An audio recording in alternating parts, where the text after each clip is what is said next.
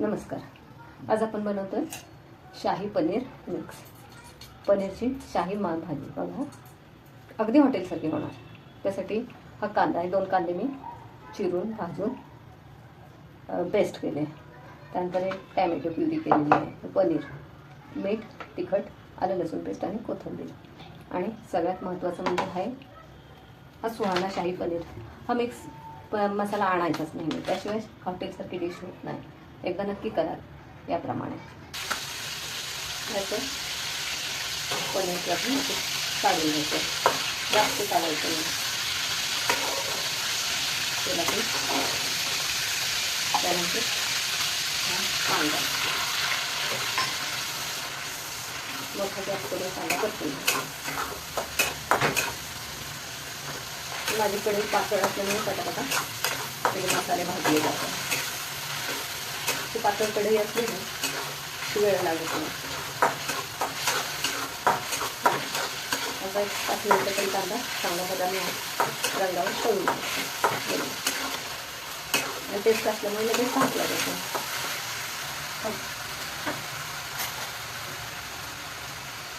कांदा आता थोडंसं मीठ घालायचं. ते इन्स्टंट मसाल्यामध्ये सुद्धा सगळे मसाले असतात. कांदा बदामी कलरचा घालायचा. त्यानंतर थोडीशीच घालायची आलं लसूण पेस्ट, साधारण अर्धा-1 चमचा. कांदा बदामी रंगावर झाला तेल किती टाकायचं असतं तर तो कांदा जेवढा भिजेल ना,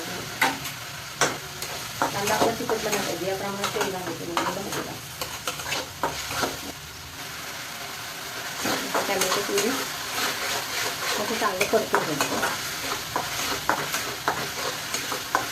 परतून झालं तेल सुटायला लागलं की त्यामध्ये लाल तिखट घालायचं.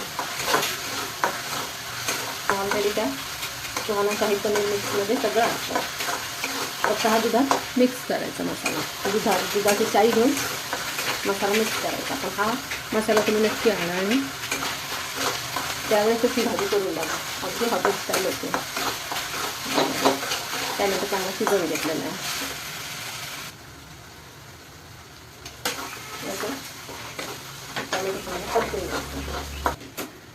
थोडंसं लाल तिखट घालायचं. लाल तिखट म्हणून कसं भाजी लाल चांगली दिसते. आता वेळेची ती शाही पनीर मिक्स घालण्याची. हे असं मी मिक्स करून घेतलं. हे दुधातच मिक्स करून घ्यायचं. आणि टॅमॅटो प्युरी करताना त्यामध्ये 2-3 काजू घालायचे. असं मिक्स करायचं. परत चांगलं हलवून घ्यायचं. तुम्हाला लाल आवडत असेल भाजी, तिखट आवडत असेल जास्त तर तिखट जरा जास्त घालायचं. मसाला चांगला परतून घ्यायचा. जरा लाल भडक तिखट लागतं, त्यामुळे मी जरासं तिखट जास्त लागते. आणि असं परतून घ्यायचं. असं परतून घेतलं 1-2 मिनटं तरी चांगलं परतून घ्यायचं. जेवढी तुम्हाला पातळ घट्ट हवी असेल ना त्याप्रमाणे पाणी घालायचं. आता मोठा गॅस करून उकळी काढून घ्यायची. चांगली उकळली की त्यामध्ये पनीर घालायचं. ती शाही पनीर तयार.